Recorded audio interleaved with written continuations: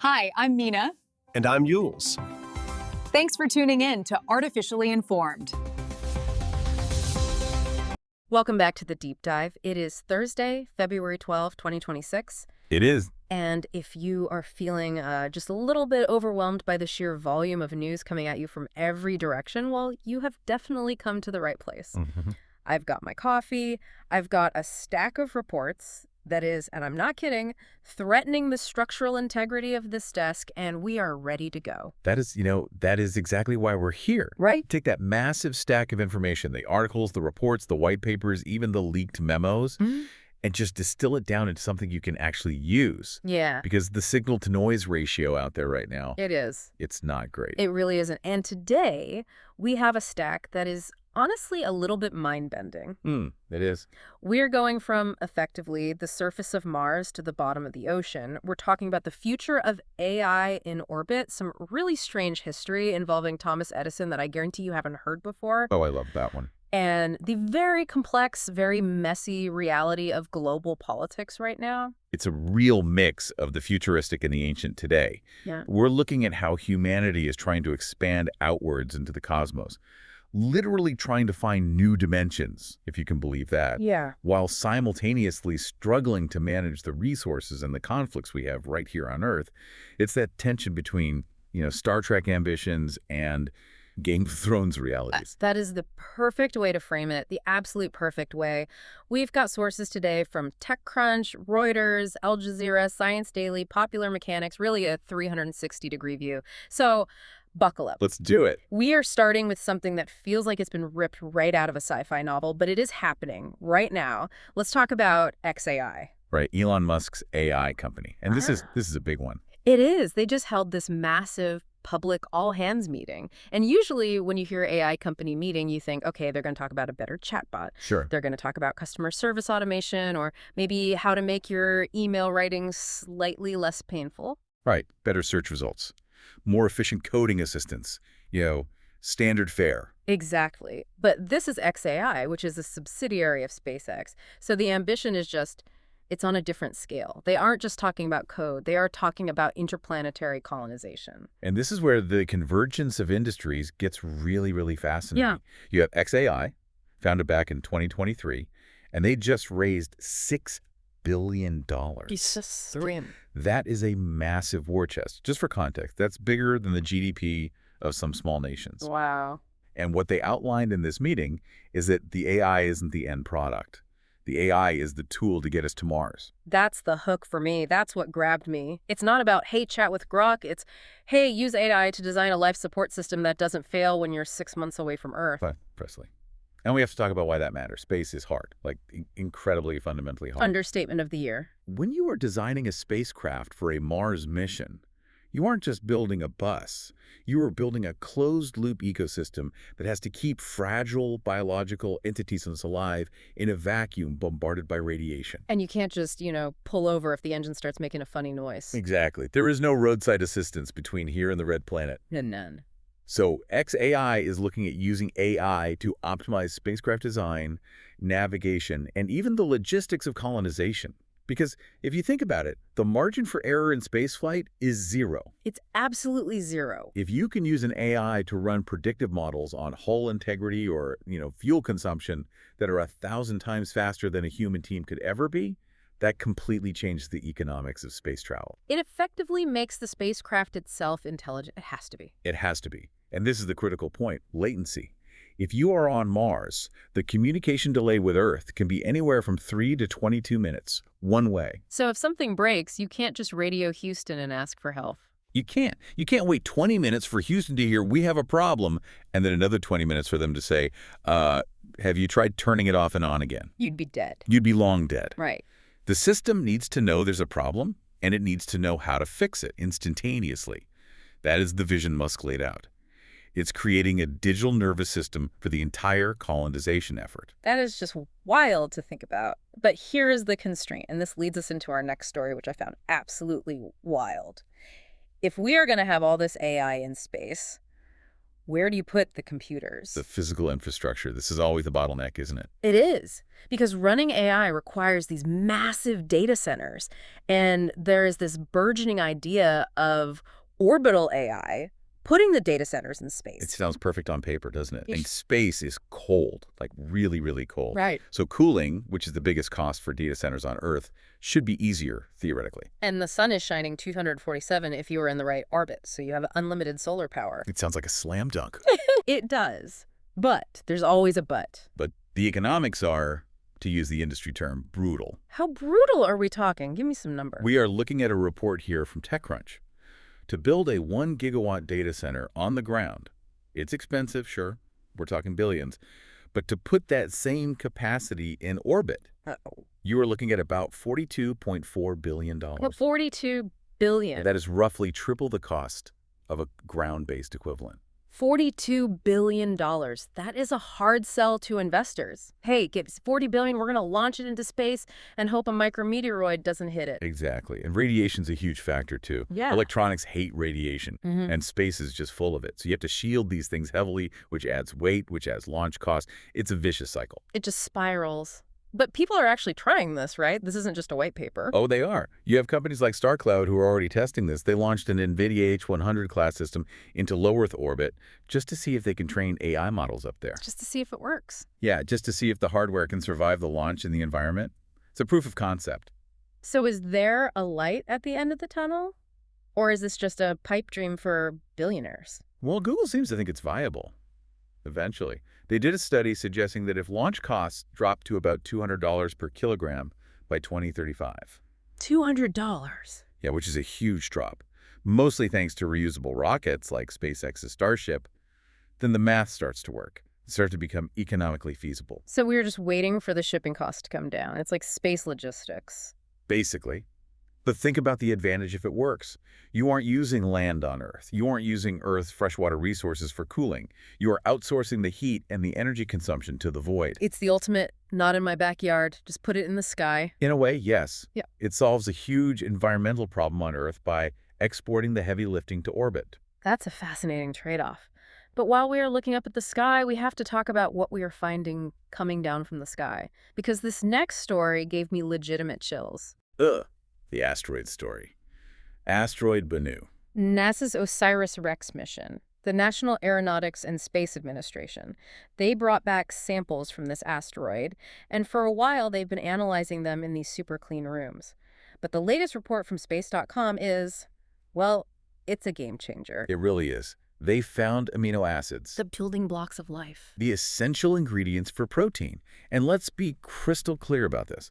They found them on a rock that has been floating in the vacuum of space for billions of years. Right. This isn't a planet with an atmosphere or oceans.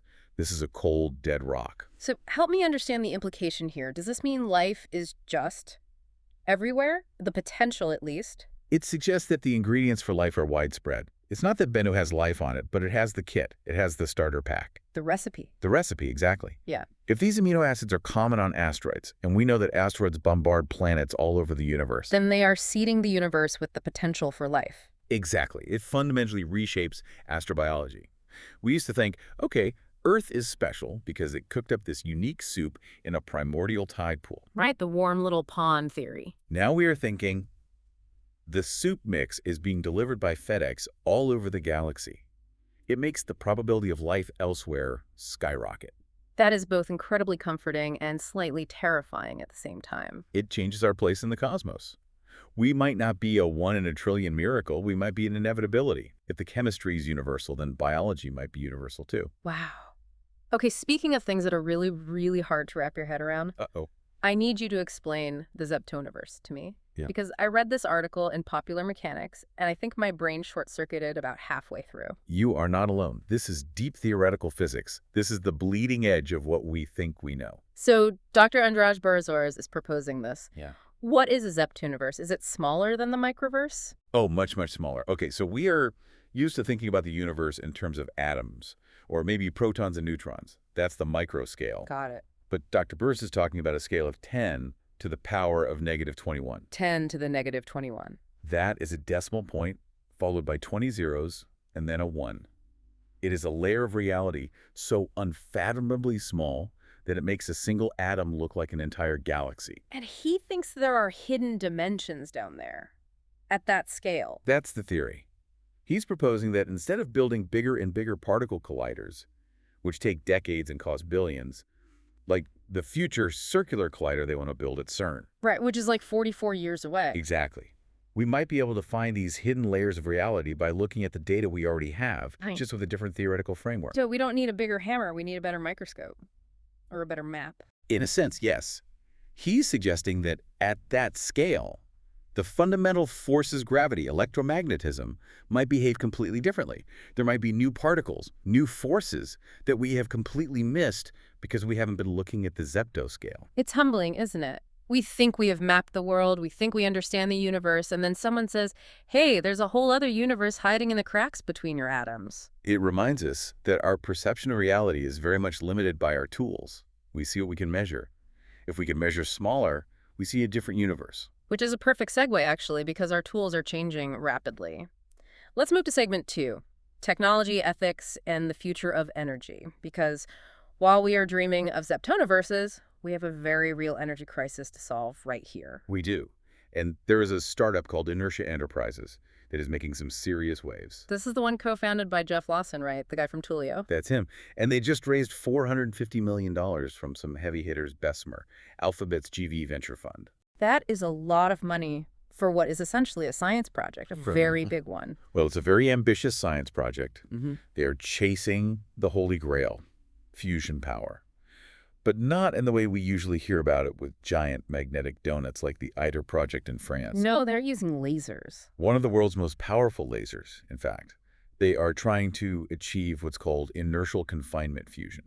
Okay, break that down for me. Basically, they take a tiny pellet of fuel isotopes of hydrogen, usually deuterium and tritium, and they blast it with these incredibly powerful lasers from all sides, simultaneously. Right. The idea is to compress it so fast and so hard that it implodes on itself and ignites, momentarily mimicking the conditions at the center of the sun. And that releases energy. A huge amount of energy. Fusion has always been 30 years away for the last 50 years. What makes this different? Why is Silicon Valley money pouring in now? The private funding helps a lot. It brings a startup mentality, move fast, break things, iterate quickly to a field that has been dominated by slow, bureaucratic government labs. Sure. But it's also the approach. By moving away from traditional fission, which splits atoms and creates long-term nuclear waste diffusion, which joins them, you're talking about clean, safe, virtually limitless energy. If they pull it off. It is a very big if. But if inertia or someone like them pulls this off, it fundamentally solves the climate crisis, period. Yes. You have baseload energy without carbon and without long-term radioactive waste. The stakes couldn't be higher. But while some people are trying to save the world with tech, others are. Well, let's talk about Peter Williams. This is a much darker story. This comes from TechCrunch, and it reads like a spy thriller. Peter Williams, former chief of a division at L3 Harris, a major U.S. defense contractor. The division was called Trenchant. Right, the Trenchant division. He just pled guilty to selling zero-day exploits to a Russian broker. This is huge. For listeners who don't know, a zero-day is a software vulnerability that the manufacturer, like Microsoft or Apple, doesn't know about yet. It was a master key. The ultimate skeleton key. Right. If you have a zero-day for a widely used system, you can hack it. And the good guys have no defense because they don't even know the door's unlocked. And he wasn't just selling them to anyone. He was selling them to a broker known to work with Russian state entities. Correct. And the detail that really gets me is how he got them. These weren't just random bugs he found online while tinkering. He stole them from air-gapped networks. Okay, explain air-gapped for us, because that's a critical detail. An air-gapped network is a computer system that is physically isolated from the internet. It has no Wi-Fi, no Ethernet cable connecting it to the outside world. It's on its own island. So it's supposed to be unhackable unless you are physically in the room? Exactly. Which means he physically took them out. Wow. Yes. He likely used a thumb drive or some other physical extraction method. He betrayed the highest level of trust placed in him. And the Department of Justice says these exploits could expose millions of devices and compromise national security. It's a classic and, frankly, terrifying case of corporate greed, meaning state-sponsored cyber warfare. It shows that the weak link in our defense isn't always the code. Sometimes it's the human being with access to the code. Yeah. You can have the best firewall in the world, but if the guy with the key sells it to the highest bidder, you're in serious trouble. It's terrifying, and it brings up this whole question of ethics in tech, which is just exploding right now in the AI world, too. We have seen a massive shakeup at the big AI labs. The safety turmoil, as some are calling it. It's a real reckoning. We saw Marinak Sharma, who is a top AI safety researcher at Anthropic, one of the big labs. He quit. And he didn't just quit quietly. He dropped a cryptic and very scary warning on his way out. He talked about bioweapons. Yeah, that got my attention. He warned that AI could dramatically accelerate the development of bioweapons and that societal pressure for new shiny products is pushing these companies to release models before they're truly safe. The idea being that an AI could help a bad actor design a dangerous pathogen much faster than they could on their own. Exactly. Lowering the barrier to entry for creating something truly catastrophic. And at the very same time, OpenAI, the makers of ChatGPT, just disbanded their mission alignment team. Right. This was the team dedicated to the big question. How do we ensure that superintelligent AI aligns with human values and doesn't, harm us? And the leader of that team has been moved to a new role, chief futurist. Which sounds like a promotion, but if you dissolve the team that's supposed to keep the robot from going rogue, it seems like a demotion for safety itself. It signals a massive shift in priorities. The race for capability is overtaking the concern for safety. You see Apple integrating Google's Gemini into Siri. You see Uber Eats using AI to build your grocery cart. Everyone wants the product now. The market is demanding speed, and the people in the back of the room saying, wait, hang on, is this safe?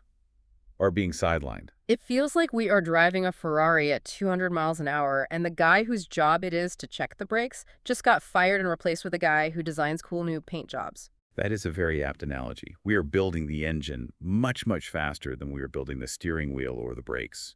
And while the US and China are in this high-stakes race, the rest of the world is trying to figure out where they fit in. Which brings us to LATAM GPT. I love this story. This is from Latin America Reports, and it's a great counter-narrative. It's a great initiative. Chile, along with 15 other countries in the region, launched the region's first large language model. Because right now, if you use ChatGPT or Claude or Gemini, they are trained mostly on English language data or Western-centric data. They have a very specific and often biased worldview. Exactly. They have biases. They understand U.S. culture, U.S. history, U.S. laws far better than they understand, say, Argentinian politics or Brazilian literature. So LATAM GPT is designed to train on Spanish, Portuguese, and this is the really cool part, indigenous languages like Rapa Nui from Easter Island and Mapudungun from Chile and Argentina. That is huge for cultural preservation. Massive. It is. It's about technological sovereignty. Why should Latin America have to rely on a model built in San Francisco to process their own history and culture? They're building their own digital infrastructure. It's a move to ensure they aren't left behind or culturally colonized in the AI revolution. I think that's going to be a trend we see more and more of. Regional AI, sovereign AI. Absolutely. Data is the new oil. Nations want to refine their own, not just import the finished product from Silicon Valley or Beijing. Speaking of refining and history, let's take a hard left turn into segment 3. Weird science and historical mysteries. Because sometimes the new discoveries are actually really, really old. This is the Edison story. This one's great. Thomas Edison, the light bulb guy. Popular Mechanics is reporting that researchers at Rice University recreated his experiments from 1897. Right. Back then, Edison was a mad scientist of materials. He was trying to find the perfect filament for his incandescent light bulb. He was carbonizing everything he could get his hands on. Cotton, paper, even bamboo. He needed something that would conduct electricity and glow brightly, but not just burn up instantly. Exactly. And he settled on carbonized bamboo for a while. It worked pretty well. But what the Rice University researchers found is that when Edison heated these bamboo-derived carbon filaments in a vacuum, he was likely, and accidentally, creating graphene. Graphene, the so-called miracle material. The strongest material known to man. Incredibly thin, highly conductive. It's seen as essential for the future of things like quantum computing. And we didn't officially discover it until 2004. So you're telling me Thomas Edison had the ingredients for quantum computing sitting inside a light bulb in 1897? He had the material. He just didn't have an electron microscope to see it. He didn't know what he had made on a molecular level, only that it worked as a filament. That is fascinating. It just makes you wonder what else we have sitting in museums or in old patent filings that is actually revolutionary, but we just haven't looked at it with the right tools yet. It's a reminder that discovery is often about having the right eyes, the right instruments to see what is right in front of you. Sometimes the breakthrough is sitting on the shelf, waiting for the right tool to decode it. Speaking of things right in front of us that we are still arguing about, the Shroud of Turin. Ah, the never-ending mystery. There's an update. Popular mechanics again. New studies on pollen grains found on the cloth. This is really interesting because the Shroud is often dismissed as a clever medieval forgery from the 13th or 14th century. Right, that was a result of the carbon dating in the 80s. It was. But that result has always been controversial. This new analysis of microscopic pollen grains embedded in the fabric suggests a 1st century AD origin. And the location. Palestine. Specifically, pollen types that are native to that region and that era. So the timeline and the location are starting to align with the historical Jesus. They are. And there is more. Forensic studies of the bloodstains on the cloth suggest they match the specific physical trauma of crucifixion. The way the blood flows, the position of the wounds, it's medically consistent. Now, we have to be extremely careful here. This doesn't prove it's him. No, absolutely not. Science can't prove faith. It can't prove a miracle. But what it is doing is chipping away at the medieval fake theory. It's pushing the date back from the Middle Ages to the Roman era. It deepens the mystery rather than solving it. Right. If it is a forgery, it's a forgery that somehow got 2,000-year-old Palestinian pollen correct, which seems unlikely. It's the ultimate cold case. Truly. Okay, from a holy relic to a nuclear bomb, but used for peace. This is a weird one. The most peaceful bomb. This is a story from RT about Soviet history.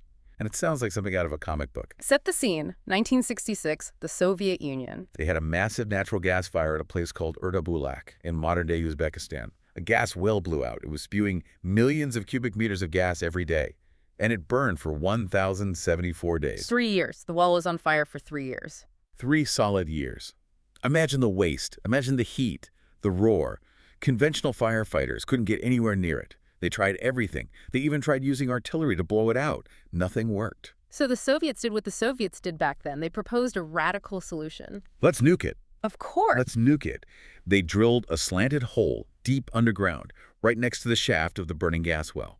They lowered a 30-kiloton nuclear bomb that is twice the size of the Hiroshima bomb down the hole, and they detonated it underground. What happened? It worked. Perfectly. Well, The shockwave from the blast crushed the surrounding rock, squeezed the gas pipe shut, and sealed the well. The fire went out in seconds. that is the most Cold War solution to a problem I have ever heard in my life. My kitchen is on fire, hand me the dynamite. It highlights a completely different mindset regarding nuclear energy. Back then, they saw it as a tool, a really, really big hammer.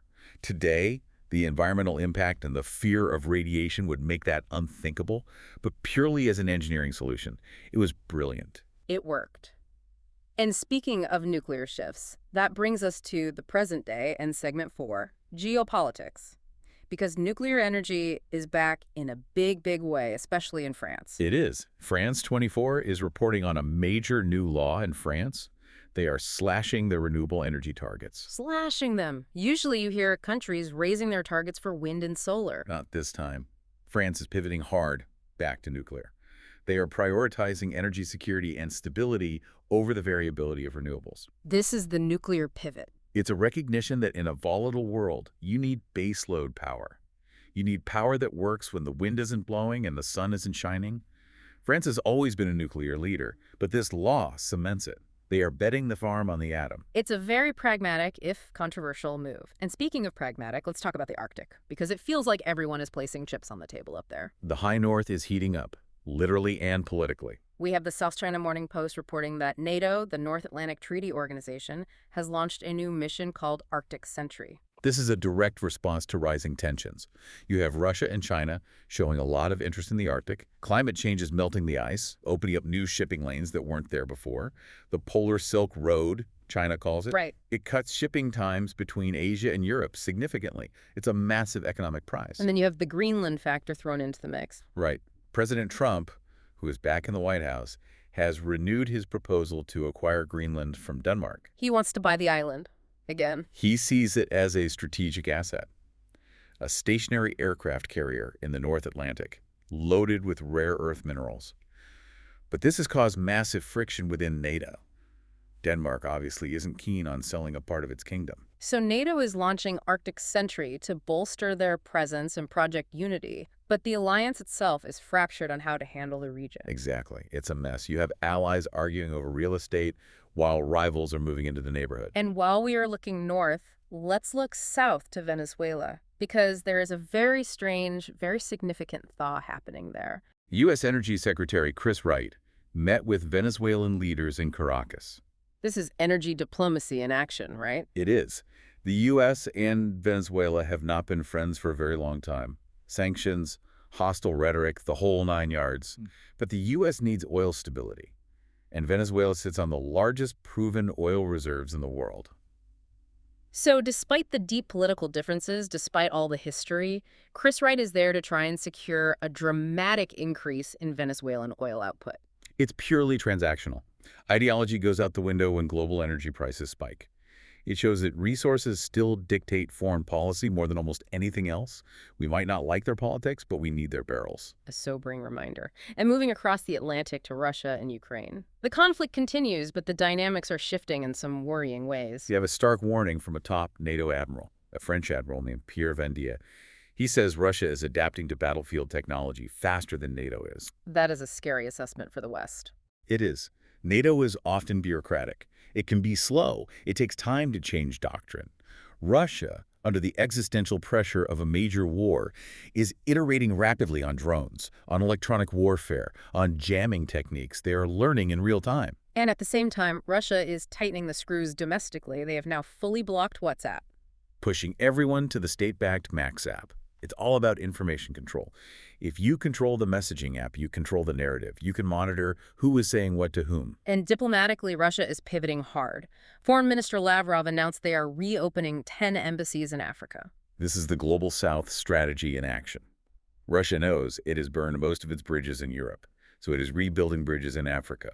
They are offering security, grain, energy, nuclear technology. It's a long-term play for influence in the developing world. And just quickly, back in the U.S., a rare bipartisan moment in the House of Representatives. They've voted to overturn President Trump's tariffs on Canada. Yeah, 219 to 211.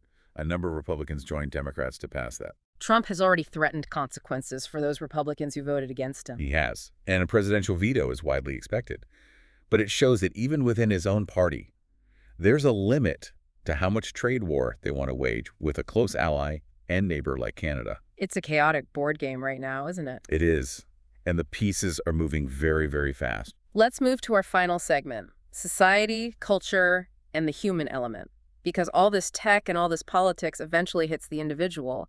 And we have a story from Albania that is, well, it's dystopian. This is the case of Anila Bisha, She's an actress. an Albanian actress. Yeah. And she is suing her own government Why? What did they do? because they used her face, her likeness, without her full consent to create Diela, And Diela is... the world's first AI minister, a virtual government official, a digital avatar designed to fight corruption and help citizens navigate bureaucracy. Wait. They took a real person's face, put it on an AI, and made it a government minister without her permission. That is the allegation. She says she agreed to have her likeness used for a chatbot for a private company, not to become the public face of the government's anti-corruption drive.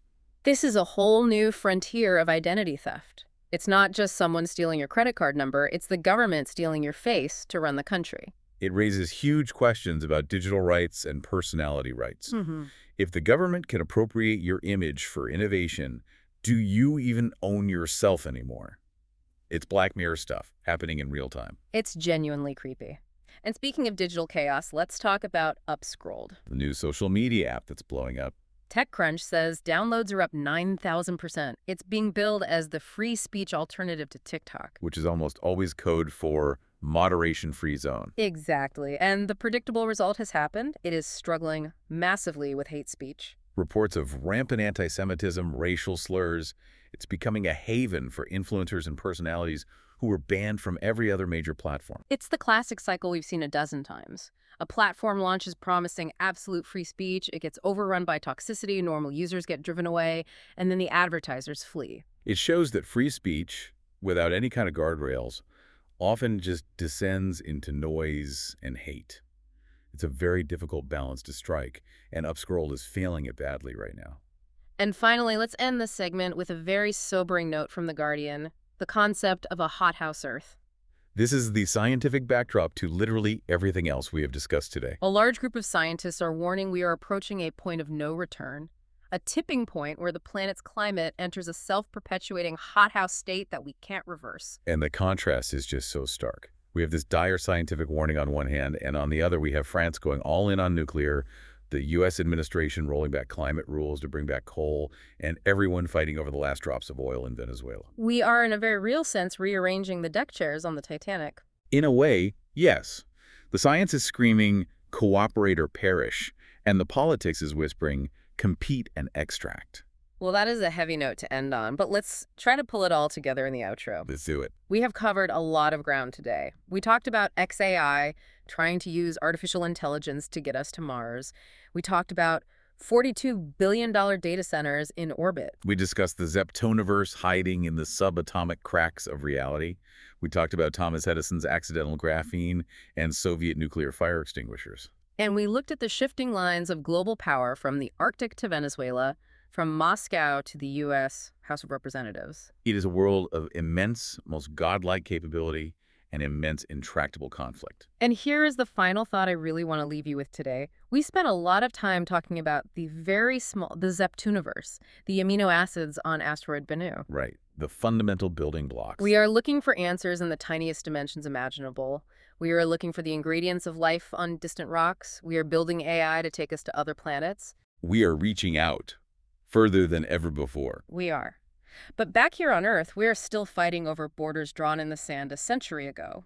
We are fighting over oil. We are fighting over who controls the off switch on a WhatsApp. It's the great paradox of our time, isn't it? Yeah. We have 21st century technology and, in many ways, 19th century mentalities. So the question I'm left with is this. If we do find those hidden dimensions, or if we do find life on Mars, does it actually change how we treat each other here? Does that cosmic perspective finally humble us? Or does it just expand the playing field for our conflicts? Do we just start fighting over Martian territory instead of Venezuelan oil? I would really like to hope for the humility. Me too. But history suggests we probably ought to keep our guard up. Something to mull over. Thank you for listening to The Deep Dive. Stay curious. And remember, no matter how far we look, home is still planet Earth. See you next time. For enjoying Artificially Informed. Hit subscribe and share it with a friend. From the left, the right, and straight from the algorithm. Thank you. Welcome to the debate. It is Thursday, February 12th, 2026. From Santiago all the way to Ganzo, the tectonic plates of global power are shifting, and the map we thought we knew is being redrawn in real time. The question we need to answer today is, well, it's simple, but it's high stakes. Is this explosion of geopolitical activity a sign that the world is finally, growing up and stabilizing into a multipolar order? Or are we just watching the old architecture crumble into transactional chaos?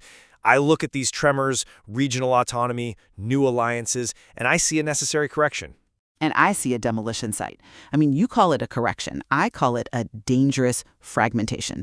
What we're seeing is the weaponization of energy, the balkanization of technology, and trade wars that are just destroying global cohesion. It feels less like we're building a new house and, frankly, more like we're just boarding up the windows of the old one. Okay, well, let's test that theory with what's happening in South America right now. Chile has just led the launch of LATAM GPT. Now, before you dismiss this as just another app, look at the architecture. This involves 15 nations collaborating on the Llama 3.1 framework. And because Llama's open weights, what this means is these countries aren't just, renting intelligence from a server in California or Beijing. They are building the intelligence layer of their own economies. They're preserving indigenous languages like Mapudungun and Rapa Nui, sure, but the geopolitical signal is much louder. We will own our data. That is the technical definition of sovereignty, and it's a sign of a region maturing, not fracturing. I agree that technological sovereignty sounds noble in a press release, but in practice, it often looks a lot more like a digital Iron Curtain. You see 15 nations collaborating. I look at the other side of that coin in Russia. The Kremlin has moved to fully block WhatsApp, forcing everyone onto Max, their state-backed messenger. That isn't about owning data. That's about isolating a population and censoring the reality of the war. And while the global South is supposedly organizing, just look at the global North. The U.S. House just voted 219 to 211 to overturn President Trump's tariffs on Canada. When the world's superpower is at economic war with its closest neighbor in its own legislature, that doesn't create space for a multipolar world. It creates a power vacuum that lets these closed loops, like Russia's internet, fester. You see, the tariff fight is chaos, but I'd argue a legislature checking the executive branch is exactly how a stable democracy prevents the kind of authoritarian overreach you're seeing in Moscow. But if you want to talk about where the real stabilization is happening, we have to look at energy. Ideology is completely collapsing in the face of market reality. The headline everyone is missing: Venezuela is sending crude oil to Israel. Which is bizarre, given the rhetoric coming out of Caracas. It's not bizarre, it's rational. It's the first shipment since 2020 going specifically to the Bazan Group, Israel's largest refinery, effectively bypassing the diplomatic freeze. At the same time, you have U.S. Energy Secretary Chris Wright in Caracas meeting with Delcy Rodriguez. Why? Because markets are forcing enemies to become partners. Even Libya is issuing exploration licenses to Chevron and Eni again. The world is getting back to business, and that economic glue holds things together better than any treaty. I'm sorry, but I just don't buy that this is a rational equilibrium. It looks more like desperation. Venezuela isn't shipping oil to Israel because of some newfound diplomatic pragmatism. They're doing it because their economy is gasping for air. And since we're talking about energy markets, look at the absurdity of the Russian oil lifeline to Cuba. That's happening only because Mexico cut shipments due to U.S. tariff threats. That isn't a market, that's a shell game. And in the U.S., President Trump ordering the Pentagon to buy coal power in 2026, that is economic vandalism. It ignores environmental urgency and market efficiency just to prop up a dying industry. We aren't seeing a rational equilibrium. We're seeing artificial markets sustained by political panic. The whole panic narrative falls apart. The East is actively solving problems while the West wrings its hands. Look at the thaw between China and India. Direct flights are resuming after 5 years. China has explicitly acknowledged India's aspirations for the UN Security Council. That is a significant concession, I'll grant you that. It's massive. And they did it without a Western chaperone. This is the global South organizing its own affairs. Meanwhile, French President Macron is warning that the EU is in emergency mode on competitiveness. That sounds scary, but what it really is Europe realizing it needs to be a third pole of power, not just a dependent of the US. Even Russia reopening 10 embassies across Africa shows a desire to re-engage diplomatically rather than just militarily. But managing their own affairs without a global framework creates flashpoints that no one knows how to de-escalate. You mentioned the West wringing its hands. Well, look at the Arctic. We have NATO launching the Arctic Sentry mission, not just because of Russia, but to smooth over tensions caused by the U.S.'s sudden interest in Greenland. You have allies bickering over an island while the ice melts. And regarding Russia's so-called diplomacy, let's look at the spirit of Anchorage talks. I mean, Fyodor Lukyanov, who really understands the Kremlin's thinking, he summed it up perfectly. Russia and America are not talking about the same thing. When the two biggest nuclear powers are having two different conversations in the same room, we aren't moving toward a stable order. We are drifting toward a miscalculation. Diplomatic language is always pessimistic right before a breakthrough, but the economic engine suggests otherwise. Look at Chinese Premier Li Chang's tour of Ganzhou. He's not just kissing babies, he's doubling down on the rare earth sector, the specific minerals that run the 21st century. They are building a sophisticated, self-reliant supply chain. South Africa sees this, which is why they're signing trade deals with Beijing despite U.S. pressure. The rest is building a viable, alternative infrastructure to the West. It is certainly an alternative, but is it viable? I see a lot of fragility masked as sophistication. You mentioned the rise of these powers, but look at the political foundations. Bangladesh just held elections where 44% of the voters are Gen Z, right after a violent uprising. That is a fragile experiment, not a stable model. And in the autocratic world, look at North Korea. Intelligence suggests Kim Jong-un is positioning his teenage daughter, Kim Ju-ai, as his heir. We are talking about nuclear-armed states operating as volatile family businesses. That doesn't scream stability to me. It suggests that this new eastern rise is built on personality cults that could collapse overnight. We can find fragility anywhere if we look for it. But the fact that Latin America is building its own AI stack, or that Venezuela and Israel are trading oil despite their politics, suggests a world that is becoming more resilient, not less. We are moving past the era where Washington had to sign off on every single transaction. Or we're moving into an era where there are no rules, only temporary deals. The U.S. House fighting the president, Russia walling off its internet, the U.S. mandating coal. These are symptoms of a system fracturing into closed loops. We aren't building a global village, we're building gated communities with sniper towers. Well, it seems we agree on one thing. The old rules of globalization are, for all intents and purposes, dead. The question remains whether technology might render some of these fights obsolete before they even finish. You're thinking of the Inertia Enterprises news. Exactly. A fusion startup raising $450 million from backers like Bessemer and Alphabet. It is a staggering amount of money. And if they actually crack it, if they make fusion viable, nobody is going to care who controls the price of Venezuelan crude or the rare earths in Gansu. If energy becomes infinite and cheap, the map becomes irrelevant. That's the dream. But, knowing human nature, fusion would probably just become one more high-value asset to hoard behind those new walls we're all so busy building. And that is the ultimate test. Are we building a table with more seats, or are we just building higher walls? Thank you for joining us on The Debate. That's it for today's Artificially Informed. Nope. Thanks for spending your time with us. Yeah. Stay sharp, stay curious. See you next time.